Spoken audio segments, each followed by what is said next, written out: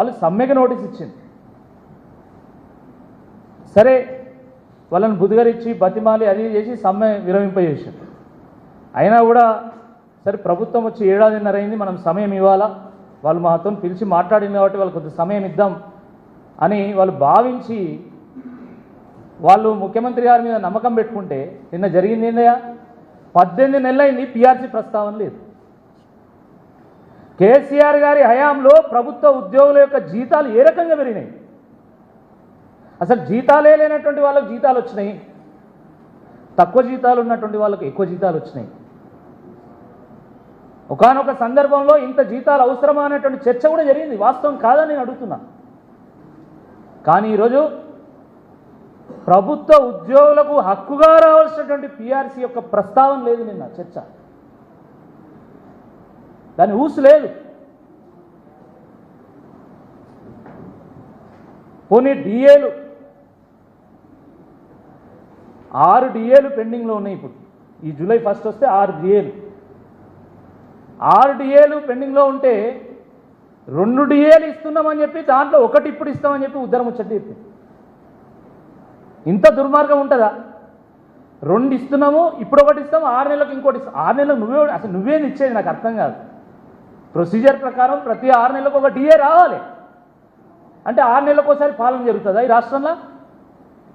నిత్య పరిపాలన ఉండదా? నిన్న కేబినెట్ సమావేశం చూస్తే ప్రజా సమస్యలను దూరం చేయడానికి పాలన చేస్తున్నట్టుగా అనిపిస్తలేదు, ప్రజా వ్యతిరేకతను కప్పిపుచ్చడానికి పాలనకు డెంటింగ్ చేయడానికి వీళ్ళు పాలన చేస్తున్నట్టుగా అనిపించింది. కానీ నిన్న కేబినెట్ సమావేశం తర్వాత పాలనకు డెంటింగ్ జరగలేదండి, ఇంకా సొట్టు పోయింది ఆ పాలన, ప్రజలకు నమ్మకం పోయింది. కనీసం 3 డిఏలు 4 డిఏలు ఇస్తారనుకుంటే ఊసురు అనుకుంటే 1 డిఏ ఇచ్చింది. మీరు ఆలోచించి 6 డిఏలు అంటే సగటున ఒక 5,000 1 డిఏ అనుకున్నా కూడా 30,000 రూపాయలు వస్తాయేమో మాకు అని చెప్పేసి ఉద్యోగస్తులు భావించారు. పరిపాలనలో కీలక భాగస్వాములండి ఉద్యోగస్తులు. ఉద్యమం చేస్తే రాష్ట్రం వచ్చింది, మనం వాస్తవం అది. వాళ్ళు పెన్ డౌన్ చేస్తే సకల జన శ్రమలో వాళ్ళు పాల్గొంటే మనకు తెలంగాణ వచ్చింది.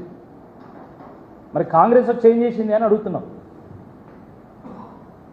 ఒక్కటంటే ఒకటి అక్కడికి వచ్చే ముచ్చట చెప్పలే. వానాకాలం వచ్చింది, విత్తనాలు వేసే సీజన్, నాట్లు వేసే సీజన్. కానీ స్వయంగా తుమ్మల నాగేశ్వరరావు గారు మంత్రి గారు చెప్తున్నారు ఎరువుల కోసం క్యూ కడుతున్నారు. కేసీఆర్ గారు ఉన్నప్పుడు ఎక్కడన్నా ఎరువుల కోసం క్యూ కట్టిందా? మరి ఇప్పుడు ఎందుకు క్యూ కడుతున్నారు? మీ పాలన ఏమైనట్టు?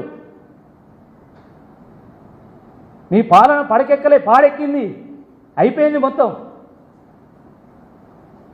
అసలు పాలన ఉన్నదా లేదా అన్నట్టు అయిపోయింది. వచ్చే కరెంటు బాయే, వచ్చే నీళ్లు బాయే, వచ్చే ఎరువులు కూడా బాయే, వచ్చే రైతు బంధు బాయే. ఏం పెట్టి ఉద్ధరిస్తారు మీరు రైతులను? సంక్షోభం నుండి కేసీఆర్ గారు వ్యవసాయాన్ని గట్టెక్కిస్తే ఈరోజు మీరు మళ్ళీ వ్యవసాయాన్ని సంక్షోభంలో నెట్టేటువంటి ఒక ప్రయత్నం చేస్తూ ఉన్నారు. ఇది వాస్తవం కాదా అని చెప్పి ఈ సందర్భంగా మేము అడుగుతూ ఉన్నాం.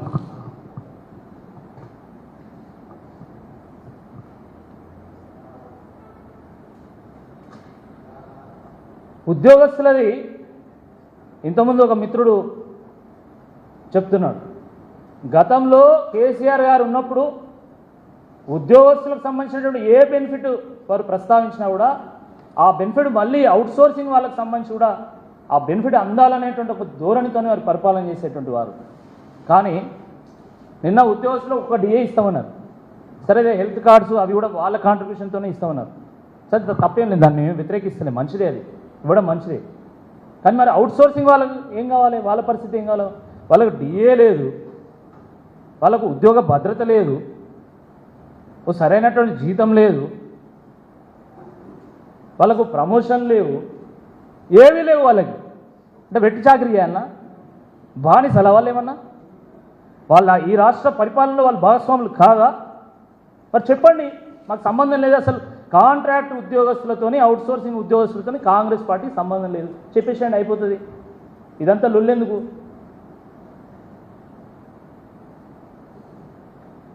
కాబట్టి ఈ రాష్ట్ర మంత్రివర్గం యువతకు, నిరుద్యోగులకు, ఉద్యోగులకు క్షమాపణ చెప్పాలి. ఎందుకంటే వాళ్ళలో ఆశలు రేపి ఈరోజు వాళ్ళ ఆశల మీద నీళ్లు చల్లింది మీరు. మామూలుగా మంత్రులు అంటే అభివృద్ధి మీద పోటీ పడాలి, కానీ వీళ్ళు పర్సంటేజ్ల మీద పోటీ పడి ఒక్కొక్కరు ఒక్కొక్క ప్రైవేట్ కార్యాలయం ఓపెన్ చేసి దందా చేస్తారు. ఎవరి దుకాణం వాళ్ళది కాంగ్రెస్ పార్టీలో. వాస్తవం కదా ఇది. అభివృద్ధి మీద పోటీ పడాల్సినటువంటి మంత్రివర్యులు, ముఖ్యమంత్రి గారు ఈరోజు పర్సంటేజ్ల విషయంలో పోటీ పడుతున్నారు. గాలి మోటార్లు ఎక్కి గాల్లో తిరిగే విషయంలో, గాలి మాటలు చెప్పే విషయంలో పోటీ పడతారు. కాదంటారా? ఇది పర్సంటేజ్ల పాలన కాదు, ఇది ప్రజాపాలన కాదు, పర్సంటేజ్ల పాలన అయిపోయింది. ఈ మంత్రివర్గం ఎట్లున్నదంటే పుచ్చిపోయిన గుంజలతో పందిరేస్తే ఎట్లుంటుందో గట్లున్నది. ఇక అటువంటి మంత్రివర్గం నుంచి ఏం ఎక్స్పెక్ట్ చేస్తాం మనం? ఇంతకంటే ఇంకా పెద్ద ఉద్ధరించేది ఏముంటుంది వాళ్ళు? కనీసము సరే 18 నెలలు అయిపోయింది, బదనాం అయిపోయినాము, రాష్ట్రం అంతా ఆగమాగం అయిపోయింది, 6 గ్యారెంటీలకు ఎగనాము, ప్రజలకు పంగనాము, రాష్ట్రం ఆగమాగం. ఈ పరిస్థితుల్లో అయినా కనీసం ఆ ఇమేజ్ మేక్ ఓవర్ చేసుకోవాలనేటువంటి కనీస సోయి ఉండాలి. అవేవీ లేవు. కొత్తగూడెంలో ఉన్నటువంటి ఎర్త్ సైన్సెస్ యూనివర్సిటీకి మన్మోహన్ సింగ్ గారు పేరు పెడతారట. మొన్నటిదాకా తెలంగాణ సోనియా గాంధీ ఇచ్చిందనే ప్రచారం ఒకటే దంచుడు. ఇప్పుడు కొత్తగా మన్మోహన్ సింగ్ దేశానికి ప్రధానమంత్రి అని వాళ్ళు మళ్ళీ గుర్తు చేశారు. అసలు తెలంగాణ అస్తిత్వంతో సంబంధం లేనటువంటి వాళ్ళ ఆనవాళ్లను తెలంగాణలో పెట్టాలని కంకణం కట్టుకున్నట్టున్నారు కాంగ్రెస్ పార్టీ నాయకులు. మొన్నటిదాకా సెక్రటేరియట్ ముందు రాజీవ్ గాంధీ విగ్రహం పెడతానని ఒకటే లొల్లి. ఇప్పుడు మళ్ళీ ఈ నిర్ణయం. ఏం తెలంగాణ యోధులు లేరా? తెలంగాణ అస్తిత్వం కోసం కొట్టిలాడినటువంటి వీరులు లేరా తెలంగాణలో? వాళ్ళ పేర్లు పెట్టచ్చు కదా. ఎన్నడూ మన్మోహన్ సింగ్ గారి పేరు కూడా ప్రస్తావన అయినటువంటి కాంగ్రెస్ పార్టీ నాయకులు ఈరోజు ఎందుకు చేస్తున్నారు అంటే అధిష్టానం వాళ్ళని ప్రసన్నం చేసుకొని వాళ్ళ సీట్లు కాపాడుకోవడానికి ఈ ప్రయత్నం. మన్మోహన్ సింగ్ గారి మీద ప్రేమ లేదు, కేవలం అధిష్టానాన్ని ప్రసన్నం చేసుకోవడానికి, వాళ్ళ సీటు కాపాడుకోవడానికి ఈ ప్రయత్నం చేస్తుంది. కానీ ప్రజలను ప్రసన్నం చేసుకోవాలనే ఆలోచన లేదు. ఉంటే ఈ రకంగా చేస్తారా మీరు? ఇదా మీరు చేసేది? జియో 46 గురించి ప్రస్తావన లేదు, జియో 29 గురించి ప్రస్తావన లేదు, ఆశా వర్కర్ల గురించి ప్రస్తావన లేదు, అంగన్వాడీ వర్కర్స్ గురించి ప్రస్తావన లేదు. ఒక చిన్నదండి, ఎవరికో రిటైర్మెంట్ బెనిఫిట్ కింద 2 లక్షలు ఇస్తాం. అది మంత్రివర్గం కూర్చొని గంటల పాటు సమావేశం పెట్టి మీరు చర్చించాలా? ఒక అధికారి ఎవరో ఒక జీవో ఇస్తాడు, దానికి క్యాబినెట్ సమావేశం పెట్టి మేము 2 లక్షలు ఇస్తాను. ఇచ్చిన చెక్కులు చెల్తలేవు. ఒక చెల్లని రూపాయి అయిపోయింది మీ ప్రభుత్వం, పేలని తుపాకీ అయిపోయింది మీ ప్రభుత్వం. ఇంకా మళ్ళీ మీరు ఇవన్నీ పెట్టడము చాలా దుర్మార్గంగా ఉంది. కాబట్టి ఈ సందర్భంగా జూన్ 2 రోజు కనీసం ఉద్యోగస్తులకు సంబంధించి కానీ, నిరుద్యోగ యువతకు సంబంధించి కానీ ఒక్క ప్రస్తావన కూడా చేయనందుకు, లేదా నిన్న క్యాబినెట్ సమావేశంలో కూడా కనీసం యువతకు సంబంధించినటువంటి విషయం కానీ, నిరుద్యోగులకు సంబంధించినటువంటి విషయం కానీ, ఉద్యోగస్తులకు సంబంధించినటువంటి ఒక విషయం కానీ ప్రస్తావన చేయనందుకు, వాళ్ళ ఆశల మీద నీళ్లు చల్లినందుకు, మీరు ఇచ్చినటువంటి మాటను తప్పినందుకు వెంటనే క్షమాపణ చెప్పాల్సిందిగా ఈ సందర్భంగా మేము కోరుతున్నాము. క్యాలెండర్ మీద కాలయాపన చేసినటువంటి బట్టి విక్రమార్క గారు తప్పకుండా దీనికి సమాధానం చెప్పాలి. అసెంబ్లీలో వారే జాబ్ క్యాలెండర్ను ప్రవేశపెట్టిండు.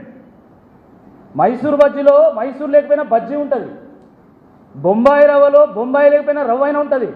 కానీ జాబ్ క్యాలెండర్లో జాబ్ లేదు, క్యాలెండర్ లేదు, అలా ఏదీ లేదు. ఇక ఆయన వచ్చి బట్టి విక్రమార్క గారు ఆయన ప్రవేశపెడతాడు. ఇదే పెద్ద ఉద్ధరించినట్టు. క్యాలెండర్ పెట్టి ఎన్ని రోజులైంది? క్యాలెండర్లు, కమిటీలు కాంగ్రెస్ పార్టీ యొక్క ట్రేడ్ మార్క్. అది వాళ్ళు కమిటీ వేసినా అది కాలయాపన కోసమే, క్యాలెండర్ రిలీజ్ చేసినా అది కాలయాపన కోసమే అని చాలా స్పష్టంగా అర్థమైంది. కాబట్టి ఈ సందర్భంగా మేము కాంగ్రెస్ పార్టీ నాయకులను, రాష్ట్ర మంత్రివర్యులను మేము డిమాండ్ చేస్తున్నాము. వారు వెంటనే క్షమాపణ చెప్పాలి. మేము అడిగినటువంటి ప్రశ్నలకు వివరణ ఇవ్వాల్సిందిగా ఈ సందర్భంగా మేము కోరుతున్నాం. ధన్యవాదాలు.